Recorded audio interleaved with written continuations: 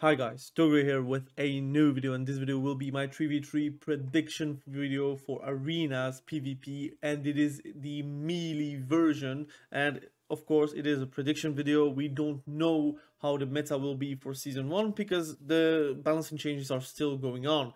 I think design wise they will change nothing, so they will not change a whole spell or whole talent from scratch. That is not going to happen. Now they are actually going to balance the numbers. Of course they can always do like a whole kit like rework, but I think it's more for next patch or like a 10.0.5 patch, like for example. But for season 1 this will be my prediction. Again, it is only for 3v3 organized gameplay and not for solo shuffle, because that's a whole different level. I think a lot of classes perform a lot better in organized gameplay, and some classes are just like super good in like a disorganized like PvP environment, like for example solo shuffle. I've made a solo shuffle prediction video. If you want to check that out, you can always do that. I also did a RBG prediction video, so if you want to check that out, that is also possible. Now let's start right away with the warrior class, and I will also remind you guys that there is a timestamp on the video, so you can always jump towards warrior, rogue, druid, DK, etc. I'll try to make it as simple as possible for the classes, so I'm going to write the class and you can jump to that class too, so you can see the tier for that class, but also the explanation. Now let's talk about Arms Warrior. And I think Arms Warrior, they are actually better in 3v3 organized gameplay because you can find your own teammates. I think you can play with a, like Turbo, basically playing with an enhancement shaman. You can play Thunder with an elemental shaman. You can play let's say with a DK, which is TSG. You can also play Red War, although I think it's way too squishy to play, but you can make it work, I guess. You can also play KFC. You can also play with a warlock. I saw that also on the beta, and I think there is a lot of like possibilities for warriors to perform. Of course, at the moment, Arms Warriors, they are lacking a lot of damage because the PvP modifiers are still not unnerfed, but they will do that probably for season 1. There will be a lot of balancing changes because Heroic and Mythic is going to come out at the same time, and so is season 1 too. So I think there will be like a big patch note before it starts, and basically that will probably dictate the meta. But for me, my prediction will be that the Arms Warrior will be A tier for the melees. A tier means that it's meta. It means that you're going to actually enjoy your time as an Arms Warrior. That's my prediction. At the moment, I think if I have to really go by the numbers right now, it would be more about C tier or B tier. But I think with the comps that you can play as Arms Warrior, you can really make it shine. You can play more of a supportish like melee that plays for the other caster or the other melee, and try to perform as well as you can with the defensives that you have, because you have a lot of defensives, a lot less versus ranged DPS. Like let's say a warlock, you die by the sword will not do anything, like will not do a lot for you, but Spear of Bastion is still there. You have a lot of like options to burst and to make your friend burst onto the target, so I think it's going to be a meta spec. And so is Fury. I think Fury will be a S tier spec based on the damage and also the prediction where they will not get nerfed until then. I think in season 1 they will be damage wise at least at the same state as right now. I think they will get some PvP tuning based on defenses, so I think they will either unnerf the PvP modifiers or they will buff those PvP modifiers to a standpoint where a warrior will not get one-shotted. I think Fury Warriors have at the moment more defensives. They are more capable versus casters as well because you can heal yourself. I think Fury Warriors are just in a better state, but it doesn't matter. That doesn't really mean that as an Arms Warrior you are going to like underperform. It just means that Fury Warrior is just that much easier. I'm going to talk right away with Havoc because it's Demon Hunter. I think the Demon Hunter at the moment is going to be S tier. I think it's going to be S tier until a long time, because even if they nerf right now the damage, it is not enough. I think the kit by themselves is very fantastic. They have loads of comps they can play, and a lot of comps where, to be honest, you're forced to go on the Demon Hunter, but the Demon Hunter is fine if you're going for him because he will be able to cleave a lot. Also, they play often with a caster, for example, an Affliction Warlock, or even a Boomy to set up a Root Beam. That's still a possibility, but you can also play with a DK, which is hero comp, and basically that's a like god tier comp at the moment. So for me, Havoc is just a tad like it's clearly better than Fury. If I could make a S plus tier, I would do that, but I think I don't want to do too much separation because I think that's for me it's a prediction. So I think the Havoc will get nerfed and it will go towards the Fury tier, I would say, but it will not go lower than that.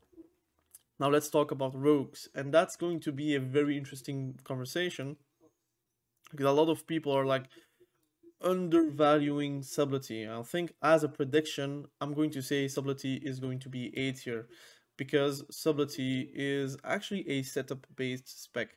So you're not going to overpower people with damage. Normally, you should not be able to do that. In Shadowlands, you had the possibility to overpower with sheer damage from your trinket, from your shadowy duel, kidney shot combo where you could just one-shot someone in a shadowy duel. Now it's not as possible, but you can still do that because you're playing in 3v3, and often than not, you play with a fire mage or with an arcane mage now, since that's also a possibility right now. I think fire mages are not as bad as in Solo Shuffle, basically because they can set up, and as long as you can set up, you can make it work. Subtlety is quite the same. You're not going to play a rushdown comp, you're going to play a setup comp, and with that setup comp, like for example Rogue, Mage, Priest, it is going to be still fantastic to play, and a lot of people are like underestimating it too much. I think it's still very good, especially at level 70, and they will get buffed because it's underperforming, right? It is going to get buffed, and my prediction it will be that it will be meta. Now, if we talk about Outlaw, I think it's going to be the same. It is going to be a meta spec. To be honest, I'm inclined to put it higher, but I think from experience they are not going to buff anything from Outlaw for season 1 because they basically saw season 3 and season 4 Outlaw being king. So I think right now they're going to pull off the gas brakes and try to like change nothing PvP wise for Outlaw, although maybe sometimes it feels like it could get a buff since they lost a lot of things from Shadowlands. But I think it will be fine because they have a lot of builds possibilities to go for. They have a lot of build like comps that you can play that are more rushdowny. You can basically play with a Retribution Paladin. You can also play with a I would say Tech Cleave, so you can play with a Hunter. You can also play double Outlaw. That's still a possibility right now in Dragonflight. It will be less obnoxious than in Shadowlands, but it's still a possibility. You can also play with a Priest, you can also play with a Warlock as a DPS, and you can still make it fine in trees. But we will have to see, but for me it will be meta. I think it will be somewhat more decent than Subtlety as a prediction. But I feel like rogues as a whole, they are very good. I'm going to say assassination rogues are going to be also meta. They are crazy. They do a lot of damage, but you should also switch your mindset for your assassination rogue because you are more of a rush down type rogue. You're going to basically try to have consistent damage and then go for a burst rotation and then go back to a consistent damage, try to run away, try to soak up a bit of damage, then try to run away with the slows that you can apply and vanish at the right time, and then go back with a burst rotation. I think with that in mind, I think it's going to be very good going into Dragonflight. The only negatives I could see is that they are quite squishy and they could really die in a stun. So I think in general, a assassination rogue is going to perform in Dragonflight 3v3, but I think maybe I should change a few things. I'm going to be honest. I think assassination rogue will be B tier, very close to A tier really. Because the more I think, the more difficult it can be for assassination rogues to perform in trees.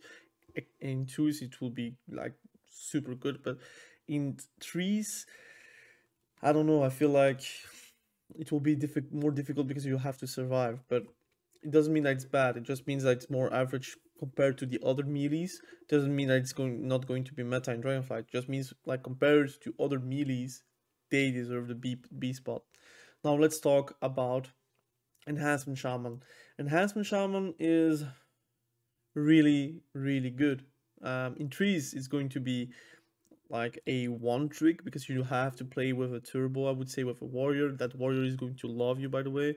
You have a lot of like one shot, one tap potential. You have a lot of great off healing. Like sometimes you could really over heal because of your off heal. Of course, you have a mana bar, so it's not going to be possible to spam that healing, especially since you are really tied with the maelstrom regeneration. If you're not generating a lot of maelstrom, you're going to actually suffer. But also every time you're healing, you're going to lose DPS, because that's basically how you can kill people with, like, let's say big AoE blast or big lightning bolts coupled with primordial wave, for example, if you play that build. I think in general it's going to perform very good. I'm going to put it in A tier. I think a lot of people are going to contest me on this. I would like to debate with you guys, but they have like one great comp, and I think Turbo is really on the verge of God comp. Like, it's very good. I think you're going to be surprised on the amounts of damage that they can produce. But you can also play Beastcleave now more efficiently, because BM Hunters now have really a great pet build. And you can just basically have a Feral Spirit every minute. So basically every minute you're going to burst with a combination of the Feral Spirits and the Beast of Wrath from BM Hunters that are like close to a 45-second CD. You can couple those two with, let's say, a Freezing Trap on the healer, and you will have insane burst potential on that 1 minute CD. I think Enhancement Shaman are in a great spot. They will lack some comps, but I think you can make it work with most comps. Okay, let's talk about Feral Druids now. Feral Druids, they are insane in trees. I think they are like S tier like a pawn compartment. They are very good. And I will say that Feral Druids make Jungle Cleave much more better instead of like hunters doing that. So I think a good Feral Druid is going to perform gigantically well in trees. Of course, the skill gap between a good feral and a bad feral is very big, because I think mechanically it will require a lot of GCDs, a lot of keybinds, a lot of like knowledge, but also a lot of off healing, a lot of cyclones, decurse whenever you have to. You have a lot of great tools to actually win, and everyone has to use those tools, because it will make the Feral Druid just a Feral Druid. It is in theory. Of course, in practice, you could forget a few spells whenever you have to like perform, like with off heals and cyclones and such. But I think as a whole, Feral Druids are going to be insane, and they are definitely meta. I don't know if they are going to get nerfed by then. They are very nerf prone. I think Feral Druids are one of those classes and specs, like for example Affliction Warlocks, that they really get a lot of nerfs when they are strong, because the community just reacts super quickly on those specs. Let's say a Fury Warrior could be overperforming, but they will just see the Affliction Warlock doing like more damage while it's split in three, right? So I think Feral Druids are going to perform. I think they will get a nerf somehow, some way, but you'll have to test and see what is going to be in Season 1, because that's my prediction, of course. Retribution Paladin. I think Retribution Paladin will be B tier for a good reason. They just die very quickly. They have the damage, but I think everyone has damage in Dragonflight. There is no like okay. I mean, Arms Warrior doesn't really have the damage right now, but it will get buffed eventually. It's like Arms Warrior, Fury Warriors. They are like bound to be S tier at some point in the expansion, because it is just like this. Warriors are just always going to be S or A tier. If it's not Arms, it will be Fury, and vice versa. I think it's going to be B tier, because they don't have the off heals like, for example, Enhancement Shaman has. The mobility is really bad, and you know that your mobility is bad whenever you play versus Devastation or Preservation to Evoker, because you cannot keep up. They cannot get slowed, rooted, and they just go away. They have freedom more often than you as a Paladin, so I think by itself it's a B tier. I think it's even lower than Assassination Rogue. They are great at doing a lot of damage, they have like montage worthy damage. Like if you make a montage of Retribution Paladin, you will make it feel or see like a S tier spec, but it isn't. It really isn't. It has so many issues that are like mobility tied, survivability tied, that you cannot perform how the class would like to be performed. I think in duels you will be great. I think it will be somewhat decent in twos with a double DPS comp. I think in threes, the days where Retribution Paladin and Warrior is kind of over. I think as a Arms Warrior, if you have the choice between a DK and a Paladin, I think 1,000 times you will choose a DK, and at one time, whenever the DK is on offline, you will go on the Paladin. So I think that's pretty much like telling. Also, they are very, very nerf prone. Days where they get buffed are really counted on one hand. Sometimes they are just good because of circumstances, because like for example Shadowlands, you have legendaries, you have covenants, you have the pairing with the warrior that could be Necrolord and give you the mastery that you need to do one-shot damage. So you are often like top of the tier list because of circumstances doing that. It's not like active buffs that you get from Blizzard that is going to give you that spot. And that's unfortunate for you guys. I like Paladins. I just don't like this iteration of Paladins, especially Holy Paladin. But for now, it's B tier. Now let's talk about Survival Hunter. I think Survival Hunter, they are B tier. Not because it cannot perform. I think it's just too hard to perform. They do good damage, but whenever you get trained, you don't do as much damage as you could. You have kiting possibilities, but it is not infinite like some classes. You have some defensives, but you don't have Craving Stratagem anymore. You do die very quickly too. Your pet flips very, very easily. Especially versus like comes like Affliction Warlock and Elemental Shaman, they just dot the pets and you can't do anything to that. And in general, I think it is just not as good as in twos. In twos, you have the time to do damage. It's more of a consistent damage based tier like bracket. In threes, if you don't have the burst or the survivability to that burst, it becomes a bit harder to perform. So for me, it's a B tier spec. Also, do not see Big Max and like watch his gameplay and tell yourself like he's a S tier spec. No, he's just a S tier player. He's so good that makes it feel like survival is like OP, but it isn't the case, especially in threes. I think in twos, you're right, it is kind of god tier, but in threes, it is for now B tier. Frost DK in threes, S tier. Unholy DK in threes, S tier. I'm going to explain why. Frost DK, they have insane damage, insane setup potential, but they have also now consistent damage with the Frost Strike, not build, but talent that you get for free, basically, whenever you get like 5 stacks of the rune power enchant. Don't even know how it's called anymore. Anyways, I play DK, and I'm a noob. At names at least, and you get like 5 stacks and it will do 100% more damage on Frost Strike, and of course with your mastery, with a crit, it could do insane damage. It feels like you're bursting all the time. I have also a Howling Blast build, but that's less played in arenas, and you have a Obliteration build with two-hander or with dual wield. Both are possible, but the good thing is you have like literally 3 stuns available to you if you want to play like this. You have 1 blind, you have AMS, you have AMZ, you have infinite possibilities as a Frost DK. You also have Strangulate, of course, how can I forget? So you have a lot of like setup that you can do whenever someone has no trinket, you're going to die. And in threes, if you play with a warrior, you're going to have a field trip. It's going to be amazing the amounts of damage that you're going to produce. And the same for Unholy DK. If you're going to be paired with a DH, you're going to love your time. If you're going to be paired with a warrior, you're going to love your time. The insane damage and pressure that you have as Unholy DK is just absurd. And just for this, I think they are very close to the Demon Hunters. Will they get nerfed by then?